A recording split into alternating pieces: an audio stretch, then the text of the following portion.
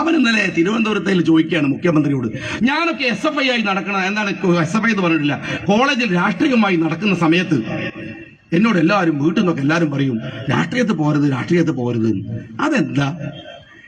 ബേസിൽ ജോസ് ശരിക്കും പറഞ്ഞാൽ മുഖ്യമന്ത്രിനെ ട്രോൾ ചെയ്താണ്. അപ്പൊ മുഖ്യമന്ത്രി മനസ്സിലാക്കിയിട്ട് പോറ്റക്കാരൻ നിനക്ക് വിവരമില്ലേ, ഇതിലല്ലേ വരേണ്ടത്. ഇനി കണ്ടില്ല എന്റെ മോളെ പഠിപ്പിച്ചത് എവിടെയാണ്? മോളിപ്പോ കമ്പനി തുടങ്ങിയ കാനഡയിലാണ്. എന്റെ മോനൊക്കെ എത്ര കോടികളാണ് വരുമാനമുള്ളത്. രാഷ്ട്രീയത്തിൽ വന്നാൽ ഈ മെച്ചമൊക്കെ ഉണ്ടാവുന്ന മൂപ്പര് മനസ്സ് പറയുണ്ടാവുക. എന്നിട്ട് മൂപ്പര് പറയാണ് ഇവരോട്, ബേസിൽ ജോസിനോട്, രാഷ്ട്രീയത്തിൽ കാണുന്നവരൊക്കെ വളരെ മോശമാണ്, അതുകൊണ്ടായിരിക്കും അങ്ങനെ തോന്നിയത്. അത് പറയേണ്ടയാൾ കേരളത്തിന്റെ മുഖ്യമന്ത്രി തന്നെയാണ്.